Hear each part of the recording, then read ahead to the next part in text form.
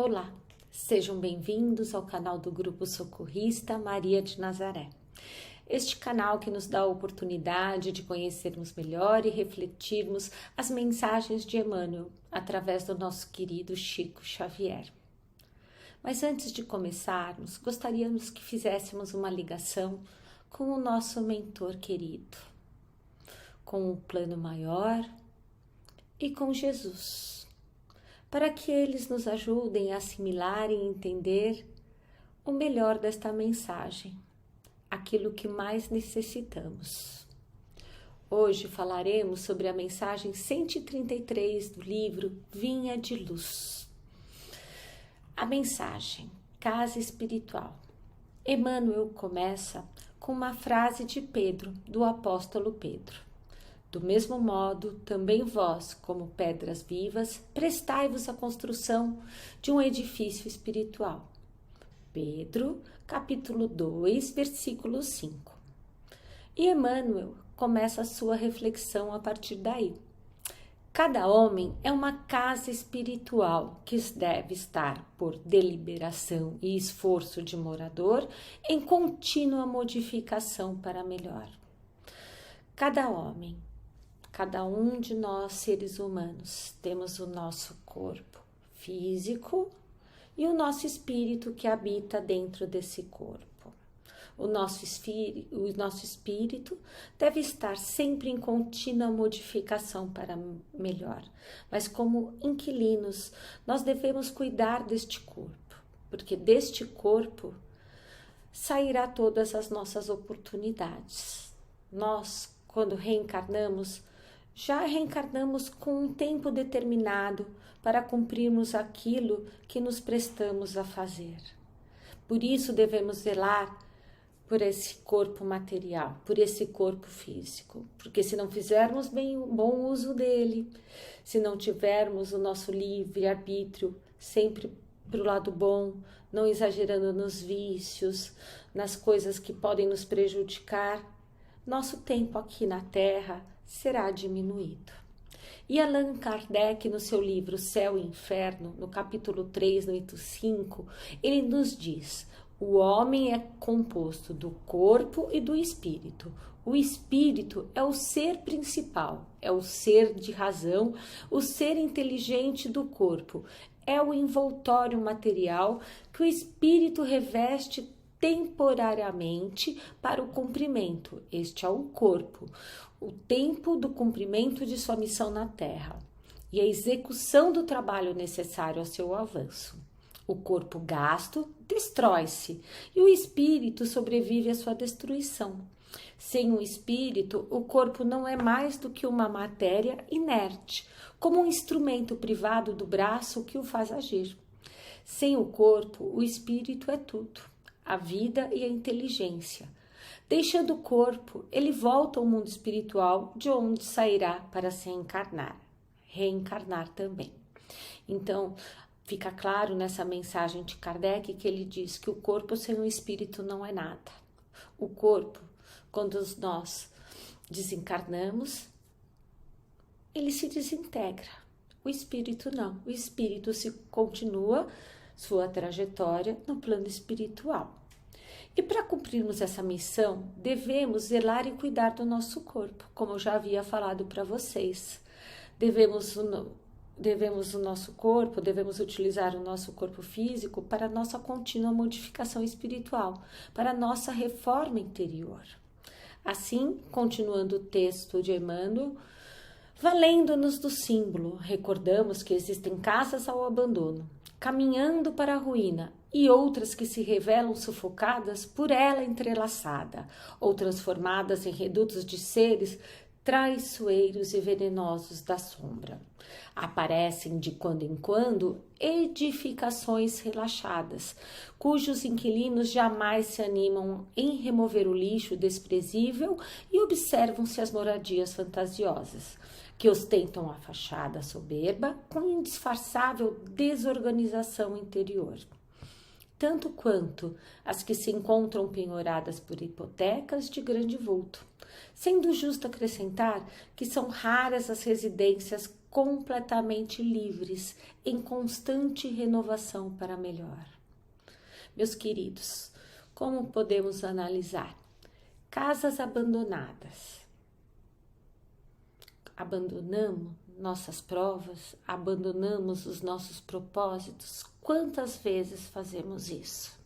Esquecemos que temos provas a cumprir em nossa jornada na Terra e nos entregamos somente às coisas materiais, sem nos lembrarmos que temos uma reforma interior, que temos dívidas passadas a resgatar e que nós estamos aqui por um intuito maior. E assim, se me perdoam, podemos lembrar desse pequeno trecho da música. Deixa a vida me levar, vida leva eu. É assim que muitas vezes abandonamos as nossas casas, os nossos propósitos espirituais. Aí eu pergunto, será que é somente isso? Deixa a vida me levar, vida leva eu? Será que a vida funciona assim? Será que é simplesmente passar por essa vida sem deixar nenhuma marca? Simplesmente passar por essa vida sem evoluir? Desperdiçar essa oportunidade, abandonar o nosso propósito maior. Aí deixamos essa nossa casa espiritual em ruína se abandonamos. Vocês concordam comigo? As casas materiais abandonadas, elas ficam ruínas. Nós também fazemos a mesma coisa com a nossa morada espiritual, com o nosso propósito espiritual. Então, devemos estar sempre olhando para frente para não abandonar o nosso propósito. Olhar, lembrar, olhar para nosso interior. E agora? E a nossa fachada exterior, como está? A nossa fachada exterior, sempre boa, ótima. Nossa, que pessoa boa ela é. Sempre atenciosa, carinhosa. Mas será que aqueles que olham para mim, que nos olham, eles nos veem como realmente somos? Será que só não temos uma fachada bonita, exemplar, mas por dentro não somos nada daquilo que estamos demonstrando? Nós agimos de acordo com aquilo que pensamos, com o que gostaríamos de fazer. Essas fachadas simplesmente podem mentir, podem enganar, mas não ao plano espiritual, não ao plano superior, não a Jesus. E nem a nós mesmos, porque nós realmente sabemos quem somos. Como que está essa nossa organização interior? Será que nos conseguimos manter organizados a respeito dos nossos pensamentos, das nossas atitudes e sentimentos? Ou ainda nos perdemos? Não conseguimos manter aquele padrão de pensamento em que não tem a inveja, não tem o ódio, não tem o rancor? Precisamos nos organizar para vigiar o que pensamos, porque de acordo com o que pensamos, atraímos para o nosso lado também. Se pensamos coisas boas, atraímos coisas boas. Se pensamos coisas ruins, atraímos também coisas ruins. Temos que dar muita atenção a isso, a nossa organização interior. Por isso que Emmanuel coloca em seu texto que são raras as residências completamente livres, em constante renovação para melhor, porque ainda é muito difícil para nós. Nós sabemos das nossas responsabilidades, sabemos dos nossos objetivos, mas ainda somos imperfeitos. Estamos buscando a nossa evolução, mas ainda não conseguimos manter o mesmo pensamento, o mesmo padrão de pensamento. Por isso que Jesus dizia, orai e vigiai, para estarmos muito atentos e olharmos as nossas desorganizações interiores. E continuando o texto de Emmanuel, ele nos diz ainda, o aprendiz do Evangelho precisa, pois, refletir nas palavras de Simão Pedro. porque a lição de Jesus não deve ser tomada apenas como carícia embaladora, e sim por material de construção e reconstrução da reforma integral da casa íntima.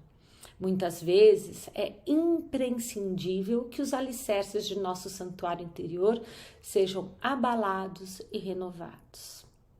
Jesus nos trouxe, através dos seus ensinamentos e exemplos, o caminho a ser seguido para a nossa reforma interior. Mas deixou claro que somos responsáveis por nossas escolhas e que devemos responder também por elas. Por isso que ela deve ser considerada não como uma carícia embaladora, e sim por um material de construção e reconstrução. No capítulo 5 do Evangelho segundo o Espiritismo, bem-aventurados os aflitos, item 12, Kardec nos diz que bem-aventurados os aflitos, porque serão consolados. Jesus indica ao mesmo tempo a compensação que espera aqueles que sofrem, a resignação que fazem abençoar o sofrimento como prelúdio da cura. Essas palavras podem ainda ser traduzidas assim: deveis considerar-vos felizes por sofrer, porque as vossas dores neste mundo são a dívida das vossas faltas passadas, e essas dores suportadas pacientemente sobre a terra vos poupam séculos de sofrimento na vida futura. Deveis, pois, estar felizes porque Deus transformou vossa dívida, permitindo pagá-la presentemente, o que vos assegura a tranquilidade para o futuro. Então, aqui nós podemos perceber que nossa reforma interior é um caminho difícil, que através dos nossos erros, das nossas dores, é que aprenderemos e seremos melhores. Por isso que é um material, todos os ensinamentos de Jesus, todas essas palavras, tudo que ele pregou, não pode ser considerada como um carinho, e sim por um material de construção e reconstrução, porque ele nos mostra que as nossas falhas nos ajudarão a reconstruir esse novo caminho, a nossa nova reforma. É muito bonito isso, gente. E continuando a mensagem de Emmanuel, Cristo não é somente uma figuração filosófica ou religiosa nos altiplanos do plano universal. É também o restaurador da casa espiritual do homem. O cristão sem reforma interna dispõe apenas de plantas do serviço. O discípulo sincero, porém, é o trabalhador devotado que atinge a luz do Senhor, não em benefício de Jesus, mas, sobretudo, em favor de si mesmo. Temos aqui, então, que Jesus é o modelo de ser humano mais perfeito que Deus nos ofereceu, para servir de guia para a gente. Neste sentido, Allan Kardec afirma que, para o homem, Jesus constitui o tipo da perfeição moral a que a humanidade pode aspirar na Terra. Deus nos oferece como mais perfeito modelo, e a doutrina que ensinou é a expressão mais pura da lei do Senhor, porque sendo ele, Jesus, o mais puro de quantos têm aparecido na Terra, o Espírito Divino o animava. É muito bonito isso. E como diz a doutrina espírita no capítulo 1 de O Livro dos Espíritos, Jesus Cristo é o Espírito mais puro que veio à Terra. Com isso, é o nosso maior guia e modelo a ser seguido, Heloísa Pires coloca. Então, devemos sempre seguir os ensinamentos de Jesus e deixar que Ele guie nossos passos, porque se fizermos isso, alcançaremos a nossa reforma interior. Jesus nos trouxe seus ensinamentos para evoluirmos e nos deixou claro que sem a nossa reforma interior, a nossa reforma íntima, não conseguiremos.